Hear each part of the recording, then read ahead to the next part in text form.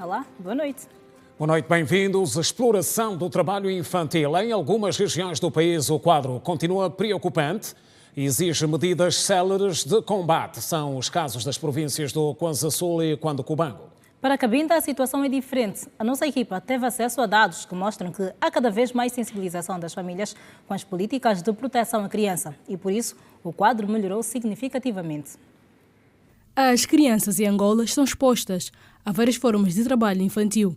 Em 2021, o país registrou progressos nas ações para erradicar com este tipo de crime, como o apoio das famílias, que tem sido um dos fatores fundamentais para diminuir o índice de meninos e meninas que trabalham na província de Cabinda. Estas estimativas globais sobre o trabalho infantil apontam como principais países de foco de trabalho infantil os países da região da África, da África subsaariana. Aqui no nosso contexto temos dados sobre o inquérito dos indicadores múltiplos de saúde produzidos em 2016 e estes dados apontam que dentre os focos de trabalho infantil em Angola, o maior índice estava à data, claro, na província do Kwanza Sul, e os menores índices estavam naquela data na província de Cabinda, mas isso foi possível, claro, constatarmos agora desde 2022 até mais ou menos este período que realizamos visitas de constatação, porque as províncias onde efetivamente há menos focos de trabalho infantil são as províncias de Cabinda e do Bengo, por uma razão muito simples. Nestas províncias, as famílias assumem um papel fundamental na proteção dos mais elementares direitos das crianças. Por outro lado, o INSS garante que os menores entre 14 e 18 anos podem ter apenas trabalhos leves. A nossa lei, a nossa legislação, concretamente a Lei Geral do Trabalho, proíbe qualquer forma de trabalho infantil. Todavia, a lei admite que os menores até 14 anos, a partir dos 14 anos, possam celebrar contrato de trabalho. Mas é necessário que as entidades empregadoras assegurem que os trabalhos que serão desenvolvidos ou prestados pelos esses menores de 14 anos, como eu disse, sejam trabalhos leves, que não comprometam o seu desenvolvimento harmonioso, o seu desenvolvimento físico e o seu desenvolvimento social.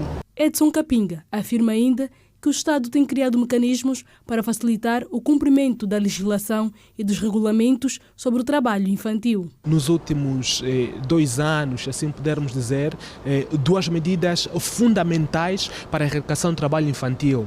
Uma das medidas foi a atualização do decreto presidencial que prevê a lista de trabalhos proibidos ou condicionados a menores. Esta atualização foi operada no ano de 2022. No fundo, além da aprovação ou da atualização deste decreto presidencial sobre os trabalhos proibidos ou condicionados a menores, foi ainda no ano passado atualizada a Lei Geral do Trabalho, que compreende um conjunto de medidas sobre a tutela dos direitos da criança, e ao lado destas 2 medidas, então, o que tem sido feito agora é uma espécie de reforço da capacidade institucional da Inspeção Geral do Trabalho e do Instituto Nacional da Criança. Enquanto o trabalho infantil avança, o Estado aprovou um novo plano de ação nacional. A base é o registro de nascimento e justiça para a criança.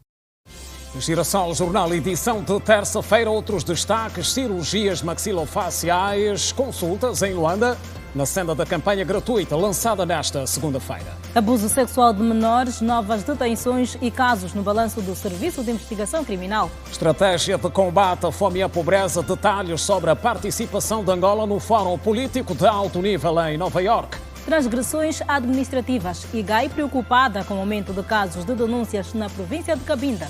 Justiça procura pelos serviços de advogados aumentou no país. Demanda exige mais profissionais do ramo. Mudanças no Executivo. O Presidente da República voltou a mexer o quadro no aparelho do Estado. Dia marcado por audiências no Palácio da Cidade Alta. O chefe de Estado conversou hoje com entidades religiosas. Vai ver também a atualidade internacional com os destaques do dia e novidades sobre o apaixonante mundo do desporto. Bem-vindo ao melhor da informação.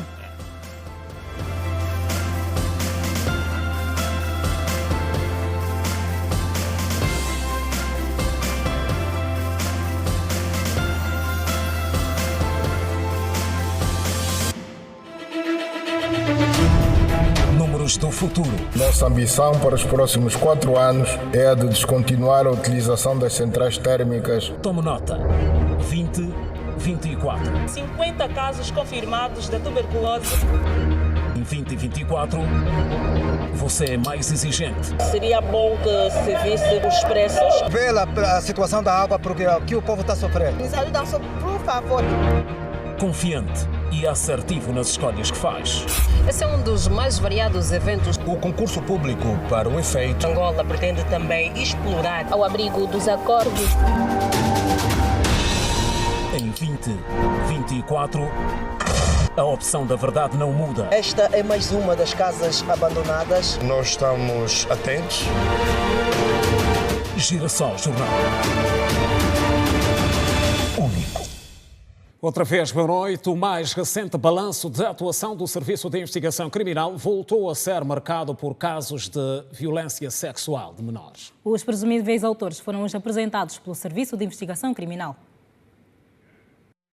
O Serviço de Investigação Criminal em Luanda apresentou, nesta terça-feira, indivíduos tidos como os principais suspeitos da prática de crime de abuso sexual de forma recorrente a menores com idades compreendidas entre 2 e 15 anos.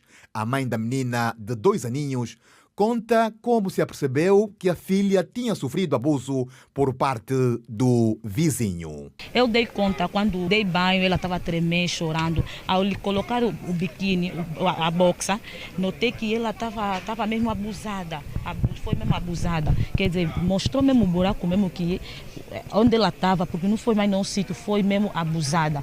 Eu não queria resolver esta situação por mãos próprias, não queria, por isso que eu levei esse jovem na esquadra, porque não se faz justiça. Eu só quero justiça, porque que ele fez isso para minha filha? Estes abusos resultaram na gravidez da adolescente de 15 anos, que conta como tudo aconteceu. No momento do intervalo, ele manda um rapaz chamar pelo meu nome. Assim que ele chamar, sabendo que é o meu nome, eu fui. E quando eu vi ele, para me pegar e ir embora de novo, ele me pega no braço, me põe dentro do quintal. E depois de só deu conta que eu já estava no quarto, ele faz as suas ações. E eu fiquei sem a memória, não consegui gritar, não tive nenhuma reação. Isso aconteceu no mês de março. E no mês de março eu não dei conta mesmo de nada. Sabendo, não tenho essa experiência de como uma mulher fica grávida digo como, as primeiras, você anotar os primeiros passos da gravidez, não tive como, não consegui. Mas depois comecei a notar que a minha menstruação não estava a aparecer. A minha mamãe também deu conta, já quando ela deu conta, eu já estava no caminho de 4 meses. O porta-voz do Serviço de Investigação Criminal em Luanda, Fernando de Carvalho, diz que os implicados já estão a contas com a Justiça e apela aos pais que tenham atenção redobrada. Tudo aconteceu quando esses elementos, aproveitando-se da ausência dos progenitores dessas crianças, aliciavam as meninas com valores monetários, com guloseimas, com frutas, e levavam as referidas menores para as suas residências. Já no interior das suas residências, antes de passarem o seu órgão viril nos órgãos genitais das menores, viam vídeos pornográficos a partir dos seus telemóveis das menores. Importa aqui realçar que a menor de 15 anos, devido a esse abuso sexual, esteve em estado de gestação com aproximadamente 4 meses, e os elementos foram já presentes ao Ministério Público, o juiz de garantia, tiveram a cometer a coação mais gravosa, a prisão preventiva. As consultas médicas para cirurgias maxilofaciais na campanha que foi lançada nesta segunda-feira tiveram início hoje aqui em Luanda. O dia foi de triagem para a seleção de pacientes. A adesão foi massiva. No Hospital Josina Machel estiveram presentes mais de 200 pacientes.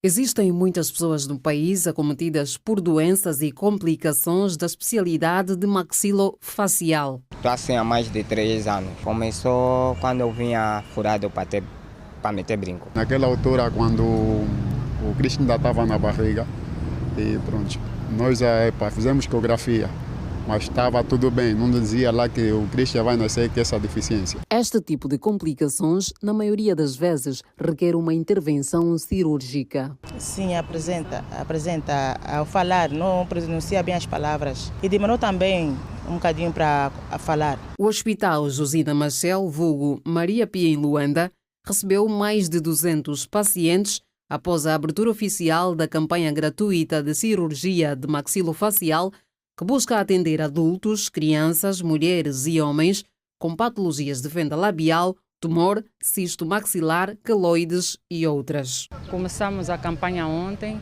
e já temos um atendimento de 216 pacientes. Dentre esses 216 pacientes, tivemos várias patologias. De notar que a idade prevalente foi crianças de 1 a 10 anos de idade. Embora tenhamos também atendido crianças com idades inferiores a 12 meses. Somos um hospital de atendimento terciário. Os doentes ocorrem sempre para o Hospital Maria Pia, já num estadio avançado das suas doenças. Nós atendemos doentes com patologias exacerbadas no seu crescimento. Isso penso que tem a ver muito com a forma como nós lidamos com a saúde. Nesta terça-feira, o campo de triagem esteve aberto para avaliar a elegibilidade dos pacientes para as cirurgias. Estamos aqui a trabalhar a um bom ritmo, estamos aqui a atender um bom nível de paciente de toda a faixa etária e está correndo bastante num grupo de vários especialistas e vários médicos. Além da província de Luanda, as cirurgias gratuitas de maxilofacial vão igualmente acontecer nas províncias de Benguela, Huila, Huambo, Cunene, Mochico e Uíge. A campanha vai reduzir os custos inerentes à evacuação dos pacientes, tanto de uma província para outra, como para o exterior do país, assim como vai ainda permitir a diminuição da lista de espera dos pacientes para a realização das cirurgias. Se a ministra da Saúde resolveu fazer essa coisa, ela está fazendo um bom trabalho, que continua mesmo com esse trabalho. Não é só eu, com aquela que só também que não tem capacidade de assim, ou de ir na clínica ou ir fora do país. A equipa cirúrgica multidisciplinar é composta por mais de 200 profissionais, desde maqueiros, catalogadores, anestesistas, cirurgiões, apoio, entre outros. A vida lá onde tudo começa. Passos de progresso.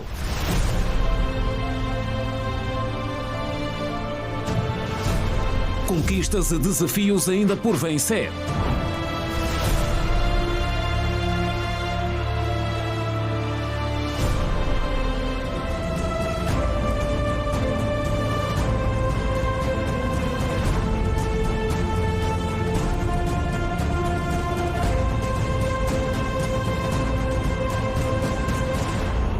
Vilas. Exclusivo. Indústria transformadora. Estratégias de dinamização. Passos em destaque.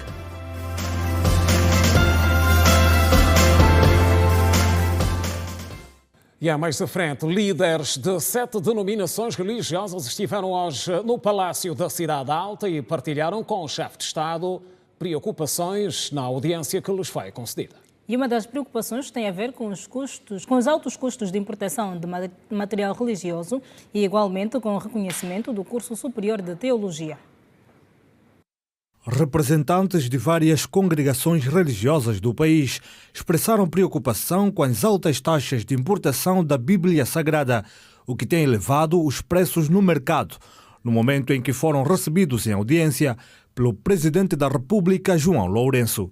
As igrejas têm algumas preocupações, nomeadamente a subida das taxas em termos de importações de material, como, por exemplo, a Bíblia Sagrada, que devia ter um preço bastante acessível a qualquer cidadão, porque nela encontramos a palavra de Deus que modela a sociedade e ela sai a um preço muito elevado.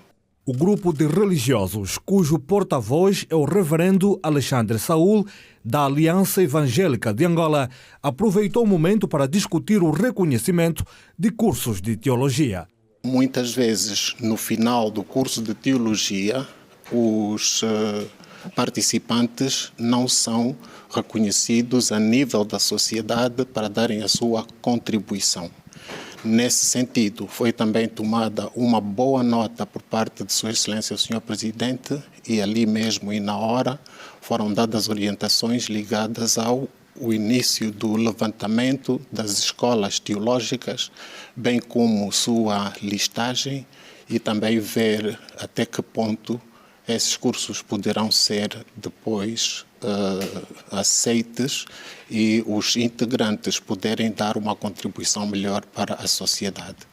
Além do reverendo Alexandre Saul, participaram da audiência o bispo Gaspar Domingos, da Igreja Metodista Unida de Angola, os reverendos Sumbo Liundulo, da Igreja Batista, Luciano Chianec, da Igreja Evangélica Congregacional em Angola, IECA, Diniz Marculino, da Igreja Evangélica Sinodal de Angola, IESA, o reverendo Alberto Daniel, em representação da Igreja Evangélica Reformada de Angola, IERA, e o bispo Gerson Pimentel, da Igreja Josafate. Este é o segundo encontro, ocorrido em menos de 15 dias, entre o Presidente da República e os líderes religiosos, demonstrando a importância e prioridade dada pelo chefe de Estado às questões levantadas pelas congregações religiosas. E o Presidente da República, João Manuel Gonçalves Lourenço, nomeou hoje Paula Regina Simões de Oliveira para o cargo de Ministra do Ensino Superior, Ciência, Tecnologia e Inovação. Em decretos presidenciais, também datados de hoje, foram exonerados António José da Silva do cargo de Secretário de Estado para as Pescas e Recursos Marinhos, Luzia da Silva Bartolomeu José, do cargo de Vice-Governadora da Província do Kwanza Norte, para o setor político, social e económico.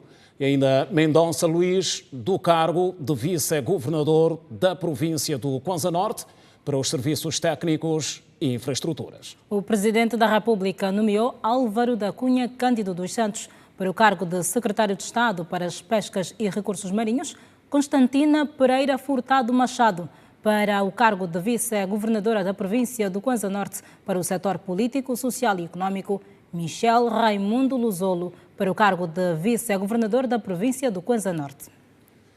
E seguimos com outras notícias. Especialistas voltam a defender a necessidade da aceleração do crescimento do setor privado nacional em função do índice de crescimento da população. As perspectivas demográficas apontam para o dobro da população angolana até 2050. Os números podem passar dos atuais 35 milhões para 70 milhões de habitantes. O governo angolano visa reduzir a taxa de fecundidade para 3 filhos por mulher até 2050, visando um futuro sustentável e condições de vida melhores para todos os angolanos.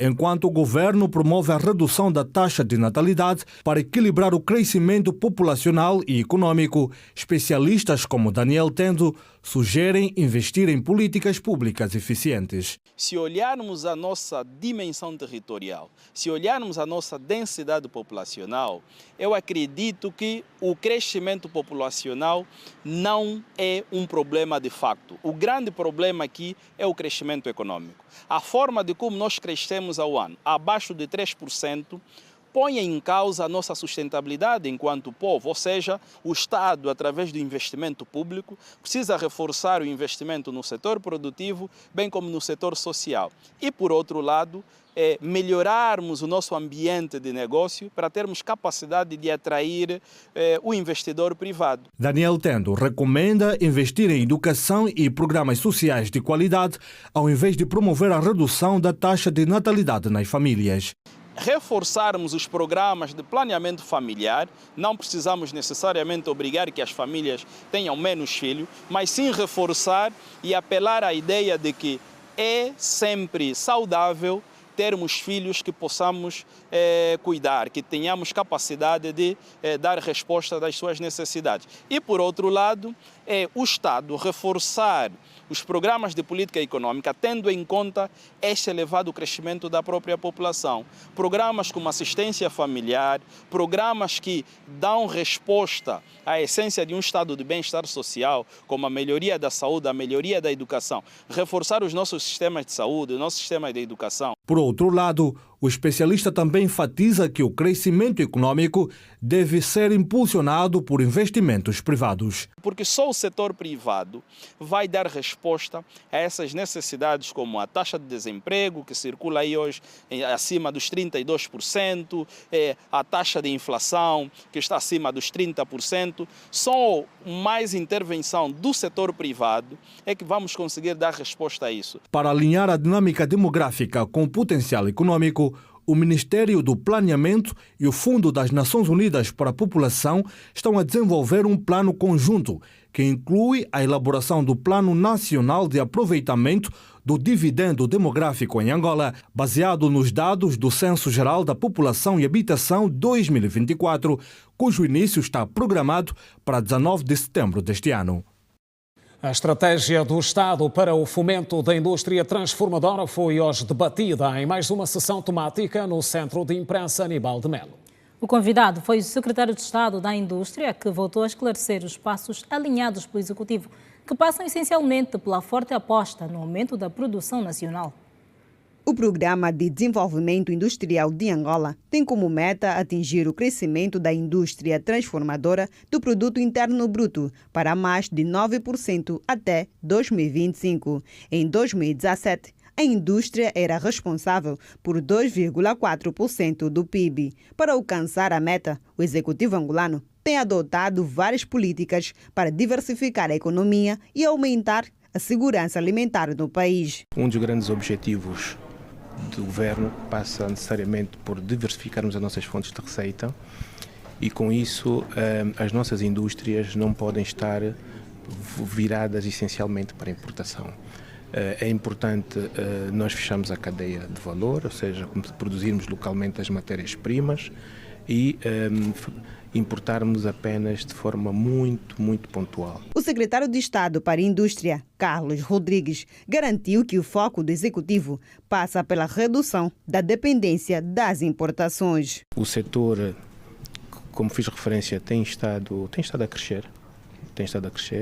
A dependência do exterior também tem estado a diminuir e, com base nas políticas que têm sido adotadas, existem oportunidades, porque nós somos um país com características especiais. Né? Nós temos água, nós temos terras, nós temos mão de obra jovem, como disse, que a taxa de crescimento da população anda à volta de 3% ao ano, que representa 1 milhão de habitantes por ano. Portanto, temos força de trabalho, temos todas as condições para desenvolvermos a nossa indústria. O Programa de Fomento da Produção da Indústria Transformadora faz parte do Plano de Desenvolvimento Nacional 2023-2027. São 4 eixos prioritários, com o objetivo de aumentar o número de indústrias no país e, com as fábricas, aumentam a oferta de emprego e produtos no mercado interno, além da amplitude da renda do trabalhador e, finalmente, o importante reforço do Produto Interno Bruto.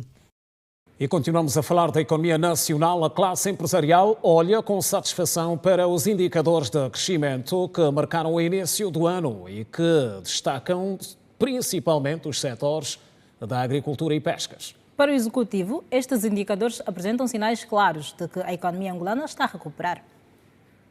O encontro presidido pelo Ministro de Estado para a Coordenação Econômica, José de Lima Massano, serviu também para alinhar o caminho a seguir em relação ao desafio do crescimento da economia nacional. Na ocasião, o Ministro da Indústria e Comércio, Rui Miguens, afirmou que a economia angolana está a dar sinais de recuperação. Há uma satisfação pelo facto da nossa economia estar a crescer e, portanto, estar a dar sinais de recuperação.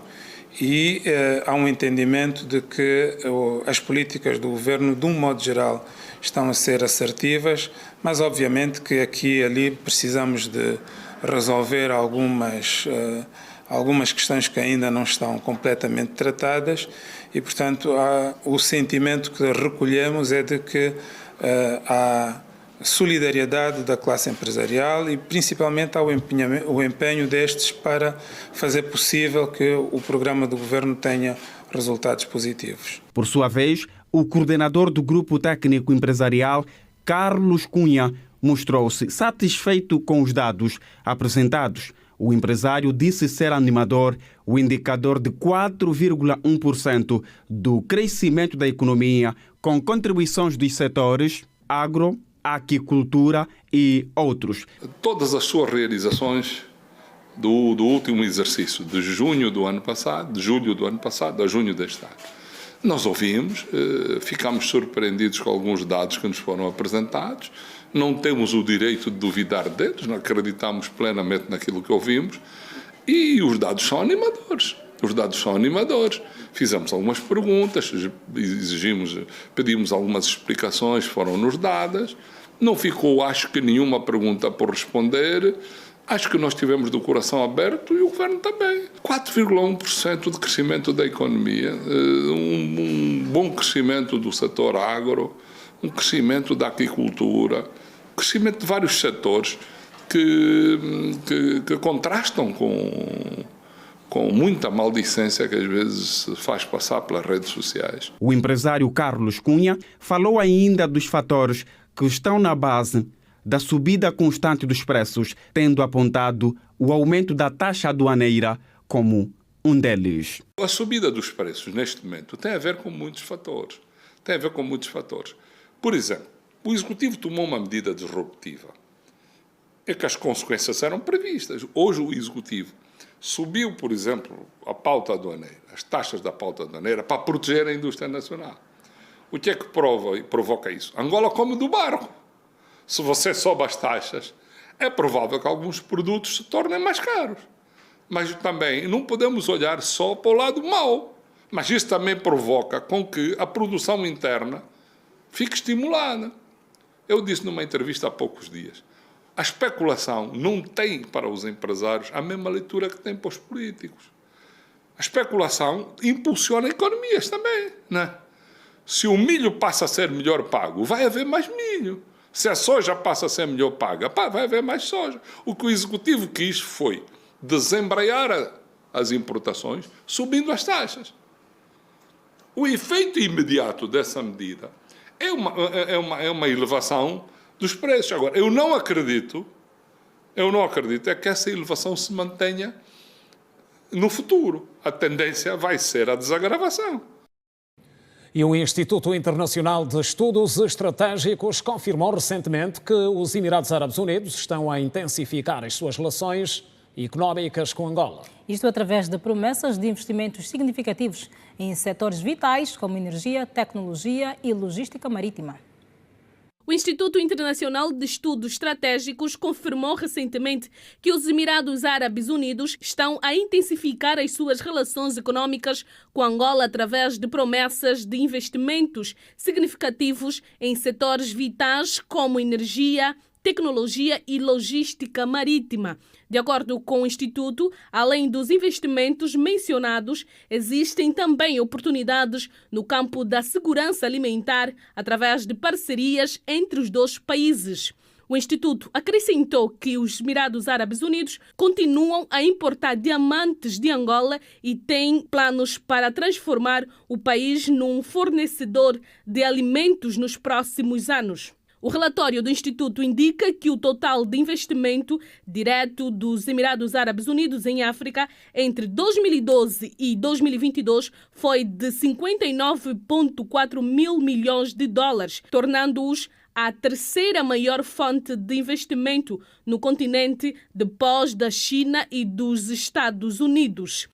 Desde 2021, as relações econômicas entre os Emirados Árabes Unidos e Angola têm se fortalecido significativamente. As relações econômicas entre os Emirados Árabes Unidos e Angola estão a crescer de forma significativa, com investimentos em setores-chave e oportunidades mútuas de desenvolvimento. Esta parceria estratégica promete beneficiar ambos os países, impulsionando o crescimento econômico e a cooperação regional.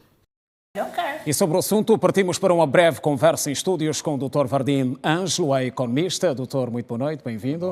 Boa noite. Sim, Obrigado. senhor. Estamos a falar de economia, no caso, relações económicas Angola e Emirados Árabes Unidos. Certo. Com esta garantia. Certo. Qual é o significado que podemos dar a Bem, isto? este significado é satisfatório para Angola, uma vez que acarreta aqui em aumento de IDE para Angola, não é? Porque são expectativas de investimento para o país que vêm alavancar não só a empregabilidade, como o fomento da produção nacional. Nos setores aqui apresentados, como a tecnologia, o setor dos transportes marítimos e também o setor da energia. O Dubai é, na verdade, uma praça mundial. O Dubai não, diria o Emirados Árabes Unidos, é uma praça mundial, não é? Líder tanto na energia renovável, é o quarto maior produtor de petróleo no mundo, com uma reserva de 97 bilhões de barris. Também é o sétimo maior produtor de gás natural, com uma reserva estimada em 272 trilhões de pés cúbicos. No ramo da tecnologia, é o segundo maior mercado de TICs do mundo, com um valor de mercado de 25 bilhões de dólares. E no ramo dos transportes marítimos, é o sétimo maior parque de contentores do mundo, e só trará mais valia para Angola, porque acaba trazendo também aquilo que é a transferência de know-how, acaba trazendo também para o país aquilo que é um incremento económico, não é? Através desses investimentos. Qual é a leitura que o doutor faz daqueles que são os setores que acabamos de ouvir aqui, né, que são eleitos neste intercâmbio com os Emirados Árabes Unidos? Em função do contexto atual da nossa economia, acha que foi uma boa eleição? Olha, foi altamente estratégico esses setores, uma vez que são setores que trazem valência para a nossa economia. Por exemplo, o setor do transporte marítimo acaba criando aqui, fechando a cadeia de valor, tanto a cadeia de valor logística como a cadeia de valor de produção, uma vez que pode ser expedida aquilo que é a matéria-prima de Angola, porque o Dubai é um dos maiores produtores também de energia renovável, e Angola possui um parque mineral extensivo e múltiplo, que pode fornecer cobalto, lítio, não é? Pode fornecer também manganês, que são elementos necessários para a transformação da energia, não é, do Dubai, como também pode servir de uma base de diversificação das importações no âmbito da agricultura, agropecuária, não é, dos Emirados Árabes Unidos. Dr. Vardim, em termos de condições para aproveitar melhor, digamos assim, esta janela de oportunidades que se abre para Angola, mais uma janela, o que é que gostaria de recomendar? Portanto, acha que estamos bem nessa altura ou há algumas condições específicas que devem ser criadas para que o proveito seja maior? Não, nós temos que ver que o Dubai não só promete como materializa. Nós temos hoje empresas do Dubai já implementadas, com projetos implementados em Angola. Estamos a falar de empresas que exploram 2 terminais portuários do porto de Luanda. Estamos a falar de empresas como a DP, que tem o projeto do Parque Industrial da Barra do Dande. Estamos a falar também agora de um contrato em 2023 assinado com a Abu Dhabi Shipbuilding, que vai construir a frota da Marinha de Guerra. O que se aconselha é que devemos explorar essa parceria econômica com Dubai, uma vez que Angola está a dar os passos para a materialização de zonas francas, zonas econômicas especiais, e Dubai possui 40 zonas econômicas especiais, com 40 mil empresas registradas, tem um acervo de conhecimento, um acervo de resultados econômicos materializados, e Angola só ganha com o Dubai, tendo ele como um parceiro, uma vez que em África o terceiro maior investidor, com uma carteira de investimento acima de 59,4 mil milhões de dólares. Estamos a falar da parceria internacional, doutor, mais direta ou indiretamente acabam sempre por se abrir outras oportunidades, até inclusive para a classe empresarial local. Como é que acha que os nossos empresários devem também preparar-se para encarar este intercâmbio? O intercâmbio tem sempre um objetivo de criar sinergia entre os dois países. O investimento do Dubai cria aqui um acesso ao mercado de Dubai, e não só do Emirados Árabes Unidos, mas não só do Emirados, mas também da própria Ásia, tendo os Emirados Árabes Unidos como uma porta para os nossos empresários nacionais exportarem os seus produtos, não é, exportarem os seus serviços, por exemplo, no âmbito da agricultura, da agropecuária e também na questão de matérias-primas para a indústria, tanto energética como também para o setor tecnológico. Dr. Vardim Ângelo, assim está correto. Muito obrigado por este momento breve de análise, uma conversa, bom, gostaríamos que tivéssemos mais tempo, mas valeu a pena esta leitura objetiva que se faz deste intercâmbio que se abre entre Angola e os Emirados Árabes Unidos. Contamos tê-lo numa próxima oportunidade. Agradeço eu pelo convite e muito obrigado. Continuação de bom trabalho. Obrigado, licença. Pois e seguimos a informar, olhamos agora para os casos de denúncia sobre transgressão administrativa que em Cabinda aumentaram, e o facto preocupa a Inspeção-Geral da Administração do Estado. O Inspetor-Geral da IGAI trabalha naquela região do país onde voltou a alertar os gestores públicos sobre o perigo do uso indevido dos recursos do Estado. A Inspeção-Geral da Administração do Estado reúne a sociedade civil em Cabinda para destacar a importância da ética na administração pública. A cultura da denúncia aumentou consideravelmente nos últimos tempos ao nível da província de Cabinda, o que significa, no entender da IGAI, a existência do sentimento de justiça no seio da população. Os participantes do encontro destacam a necessidade de se ganhar mais conhecimentos sobre como fazer a gestão da coisa pública. As questões éticas e as questões morais, associadas ou não, são questões que determinam muitas vezes a nossa conduta, a nossa postura, e são bastante relevantes para conseguirmos identificar, para conseguirmos determinar, para conseguirmos perceber a conduta daquele que deve ser um gestor público a quem nós, o Estado, confiamos determinada responsabilidade no interesse comum. Que precisa haver alguma colação, né? Alguma simbiose entre a vida que um funcionário público, que um gestor público leva, com aquilo que ele oferece mensalmente.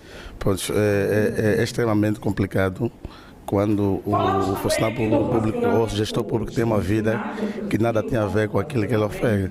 É preciso haver essa combinação. Quando não houver, quando houver excesso, ou seja, o gestor público leva uma vida luxuosa, tem bens excessivos, muito aquém daquilo que é a sua remuneração mensal. Obviamente que isso acaba sempre suscitando alguma tendência, né? Ou seja, acaba suscitando alguma suspeição. A palestrante do evento disse que a ética e a moral devem refletir diariamente na vida do funcionário público. O agente público, na sua atuação, deve ter como base os valores que regem a administração pública e os princípios que também regem a administração pública, como o interesse público, a legalidade, a imparcialidade, a neutralidade, a cortesia, a informação, a colaboração, a cooperação.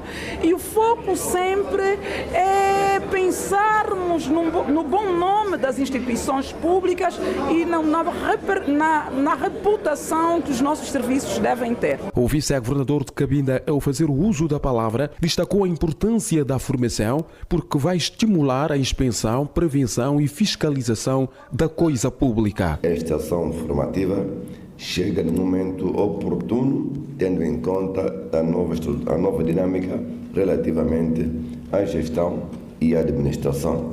Assim, apelamos a todos os agentes públicos a primarem pela boa gestão da coisa pública, pela ética e deontologia profissional. Ética e deontologia profissional, elementos indispensáveis para todo funcionário público. Esta observação foi feita pelo inspetor-geral da IGAI quando falava durante este encontro importante que visou abordar sobre aquilo que é a gestão pública. A ética serve-nos para sinalizar, lembrar, mas não podemos combater-nos uns aos outros. O combate político, ideológico, partidário não deve ser utilizado para destruir os bens públicos, para a calúnia, a difamação. Devemos continuar a refletir para termos uma sociedade harmonizada, onde a responsabilização de uns e de outros perante a acusação do Ministério Público, julgamento dos juízes que podem condenar ou absolver. Só a esses cabe-lhe esta missão. A nossa missão é mesmo de educar. A IGAI vai continuar com palestras do género para prevenir os gestores públicos sobre os cuidados a ter na gestão da coisa pública. Girassol Jornal, edição de terça-feira. No próximo bloco, não perca a estratégia de combate à fome e à pobreza. Detalhes sobre a participação de Angola no Fórum Político de Alto Nível. Mas tem mais. Tem mais atualidade internacional com o destaque do dia. O intervalo é curto. Não saia daí. Até já.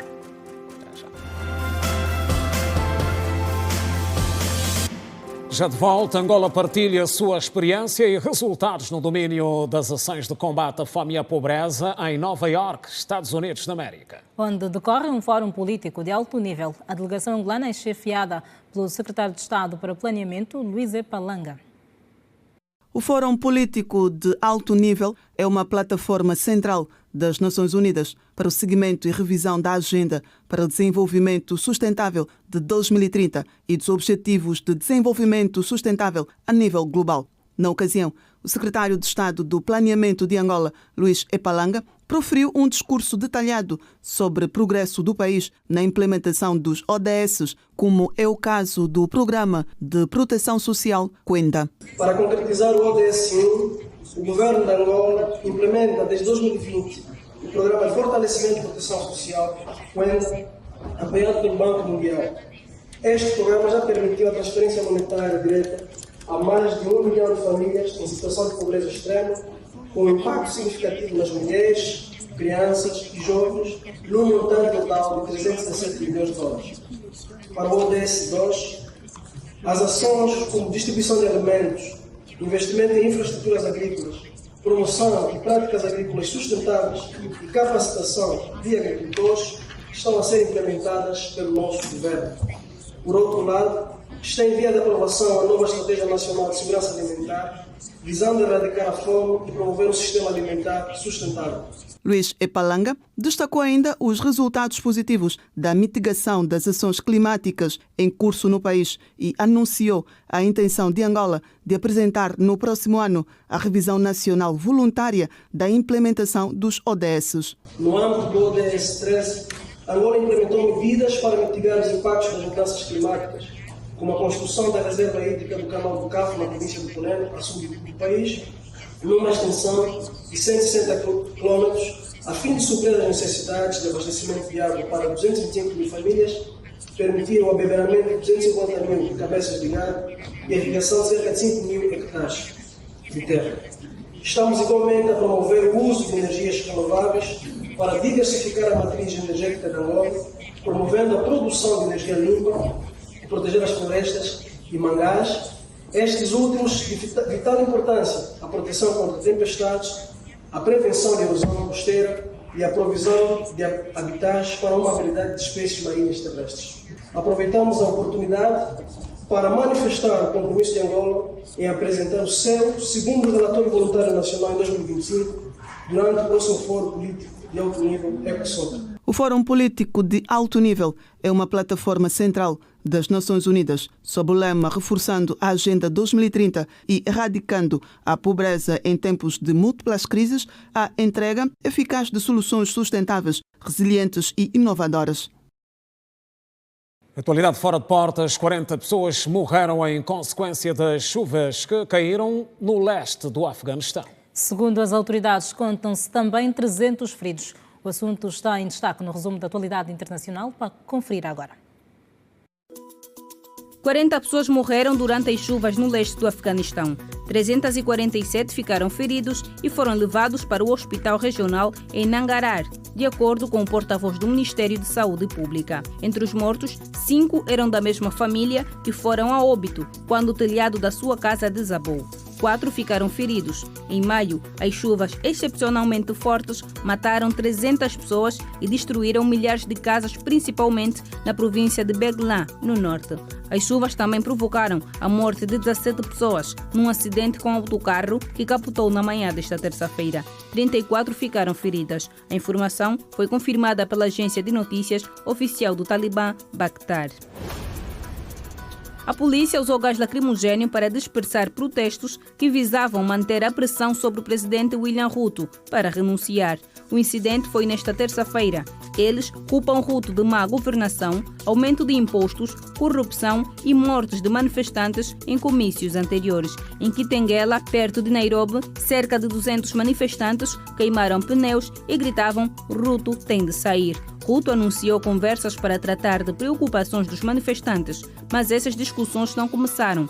Muitos ativistas se recusaram a participar, exigindo ação imediata sobre corrupção e outras questões. Ativistas pretendiam paralisar o país nesta terça-feira.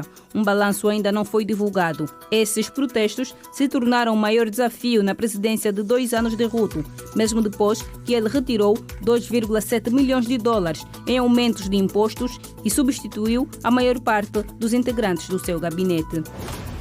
Uma empresa russa vai pagar 15 milhões de rublos, cerca de 155 mil euros, aos militares que abaterem o primeiro caça F-16 norte-americano na Ucrânia, anunciou o Ministério da Defesa russo. O prêmio será pago pela empresa de energia Force, que já tinha tido uma iniciativa idêntica no caso dos tanques norte-americanos Abrams e alemães Leopard, entregues à Ucrânia. O presidente ucraniano Volodymyr Zelensky apelou na segunda-feira aos aliados para aumentarem o número de caças F-16 que se comprometeram a entregar até o final do ano. Zelensky alegou que as forças ucranianas querem poder lutar ao mesmo nível contra a frota aérea russa. Está previsto que a Ucrânia receba mais 6 caças F-16 nos próximos meses. A Rússia advertiu que os aviões fornecidos à Ucrânia serão alvos legítimos para as forças russas quando aparecerem na zona de combate. A Ucrânia tem recebido ajuda financeira e em armamento para combater as tropas russas desde o início do conflito, a 24 de fevereiro de 2022.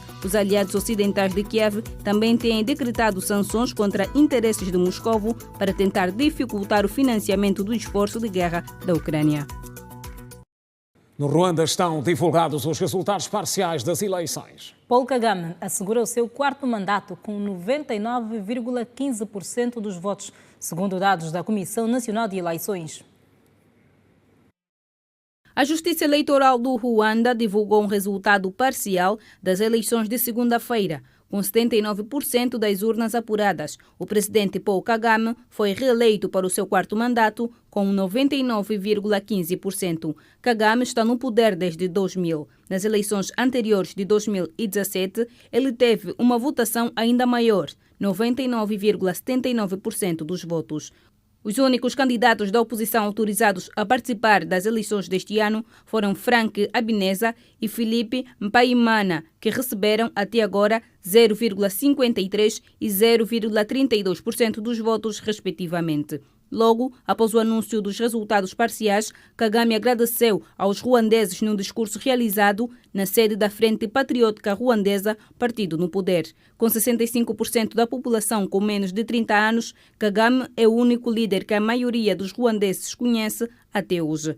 Kagame, de 66 anos, é reconhecido por liderar a reconstrução de uma nação devastada pelo genocídio, embora seja também criticado por governar no ambiente de repressão e por alegadamente alimentar a instabilidade na vizinha República Democrática do Congo. Mais de 9 milhões de ruandeses fizeram o registro para votar, num país com uma população de 14 milhões de habitantes. 2 milhões são jovens eleitores que votaram pela primeira vez. A contagem dos votos vai continuar até 20 de julho, dia em que a Comissão Eleitoral anunciará os resultados provisórios das eleições presidenciais e legislativas. O resultado final será divulgado no dia 27 de julho. O presidente da Comissão Nacional Eleitoral de Angola, Manuel Pereira da Silva, foi um dos observadores internacionais das eleições no Ruanda, assim como o embaixador angolano naquele país, Eduardo Filomeno Barber Otávio.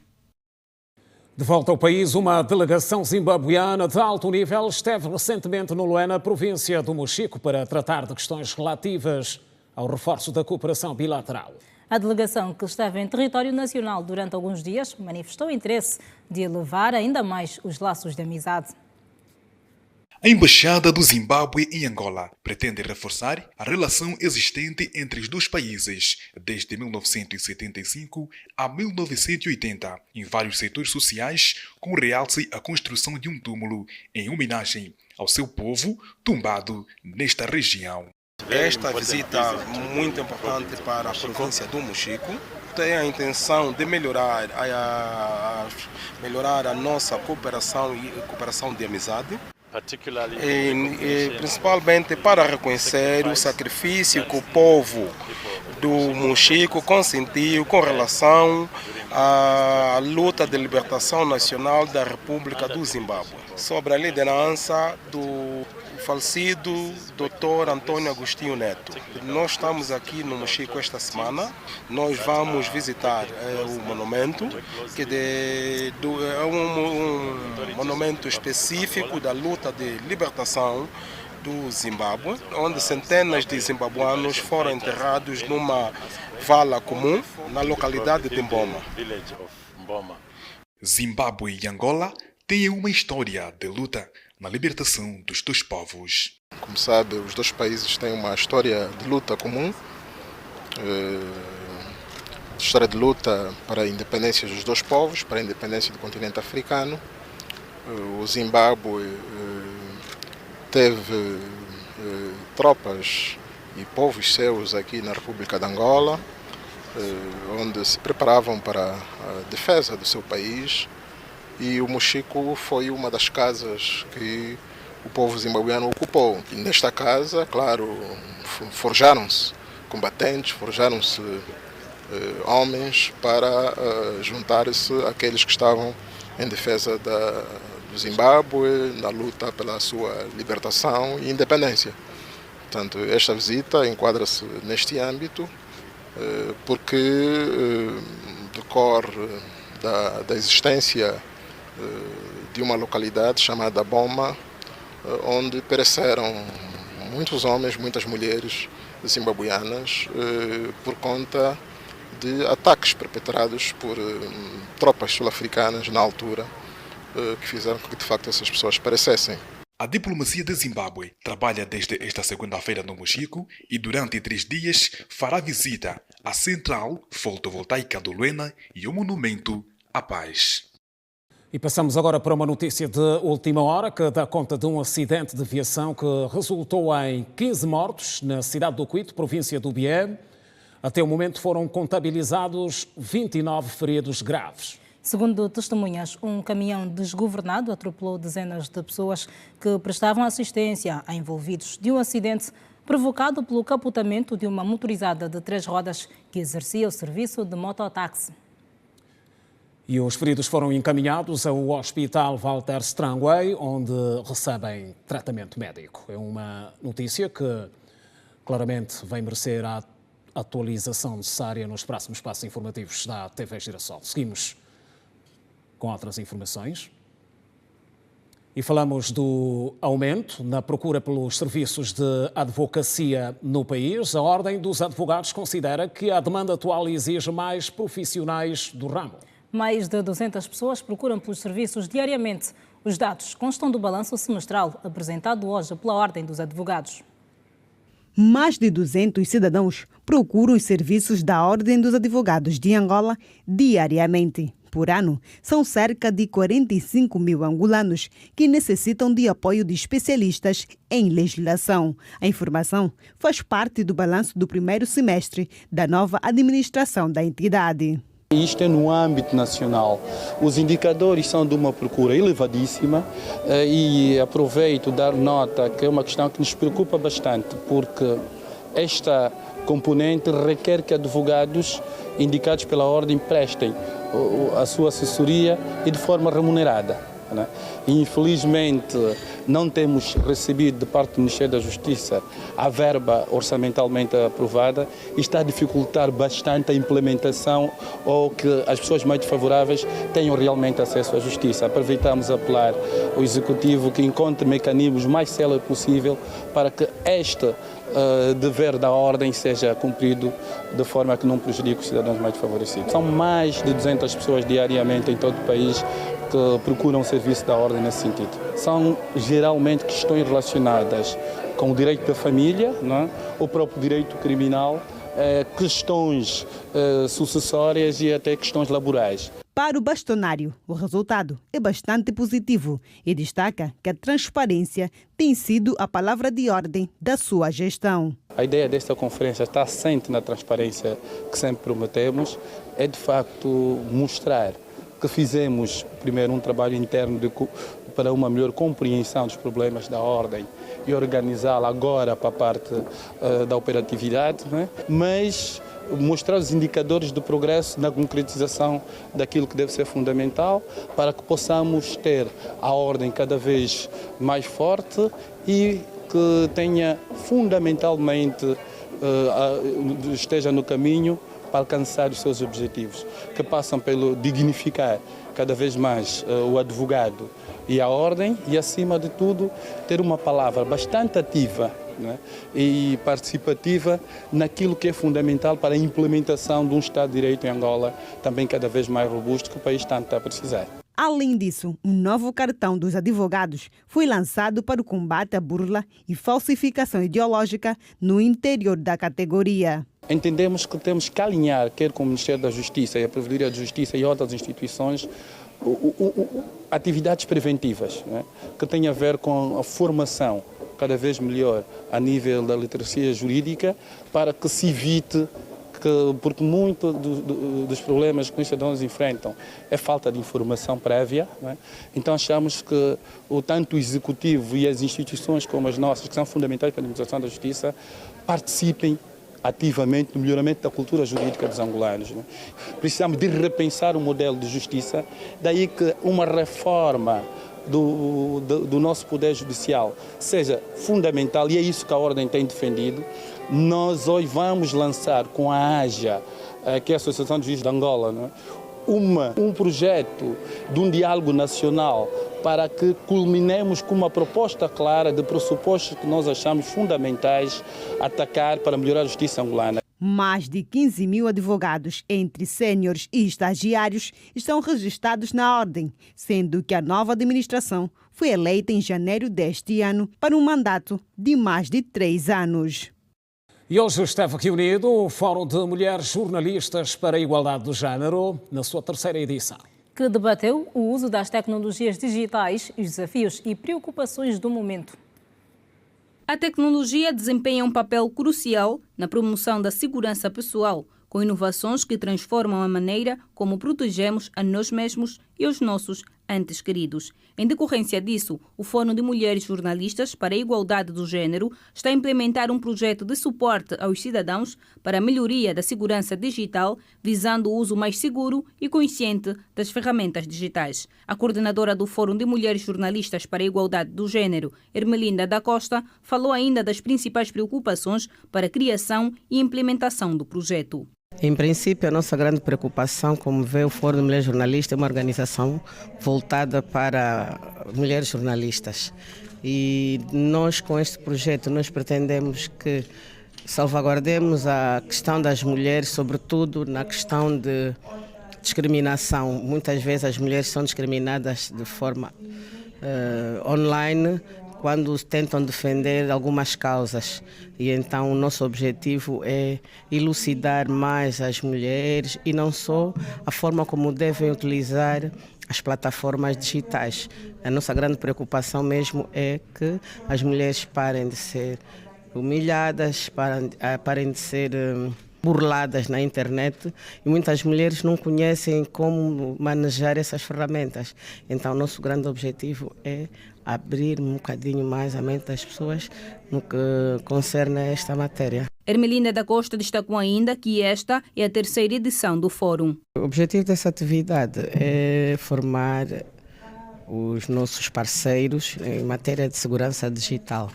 Este é um projeto que tem estado a ser implementado aqui no país pelo Fórum de Mulheres Jornalistas, através de uma organização que vem da Nigéria, que é a CCC Hub.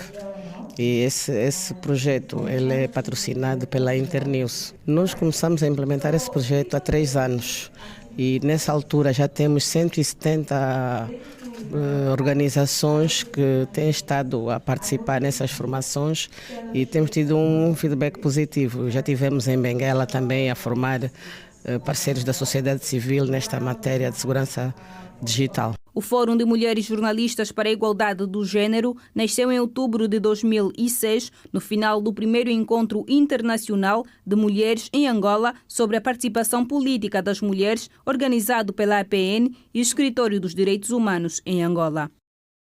Estamos a informar, é o Girassol Jornal, mais um breve intervalo a seguir. No regresso olhamos para o que marca a atualidade esportiva. Exatamente, nacionais e internacionais. O intervalo é curto, não saia daí, até já.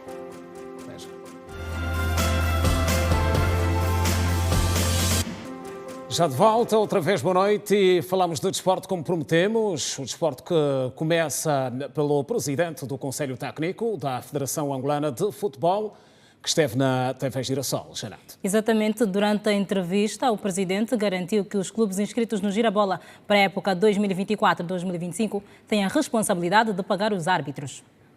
Vem aí a maior e melhor prova de futebol do nosso país, o Girabola 2024-2025. A competição arranca já no dia 13 de setembro e, neste momento, a Federação Angolana de Futebol está a fazer de tudo para que a competição arranque sem qualquer problema. Mas a questão financeira tem sido um grande impasse para algumas equipas. José Neves, presidente do Conselho Técnico da Federação Angolana de Futebol, garantiu em entrevista à Rede Girassol que os clubes continuarão a pagar os árbitros. Bem, em relação à arbitragem, a única coisa que posso dizer é que o que podemos aqui afirmar é que o ideal sempre seria que nós tivéssemos condição, quando digo nós, a própria Federação Angolana de Futebol, por intermédio de um parceiro, fazer o pagamento da arbitragem, e isso poderia, de facto, retirar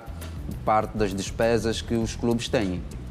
Mas os clubes, ao entrarem para essa competição, e nesse momento que nós falamos, todos eles, os 16 clubes que vão para a competição Girabola, precisam estar conscientes de que cada clube terá a responsabilidade de pagar a sua arbitragem, porque até neste momento em que nós falamos não tenho informação contrária de que há uma entidade indicada para fazer o pagamento. Recordo que a abertura da época futebolística 2024-2025 está agendada para o primeiro dia de setembro, com o jogo da Supertaça de Angola entre o Petro de Luanda e Bravos do Maqui no estádio Tundavala, na Huila. Ainda sobre o futebol nacional, a equipa do Bravos do Maqui já trabalha com foco nas afrotaças. A garantia é do presidente do clube, Manuel Docas. Manuel Docas, presidente do Bravos do Maqui, falou sobre a importância da profissionalização dos clubes, seminário que Luanda acolhe até o dia 19 deste mês. É uma boa valia com esse workshop, tanto ministrado pela FIFA. Pensamos que iremos aprender a beber mais alguma experiência no tema da gestão do nosso futebol, e não só, porque isto é que nós precisamos.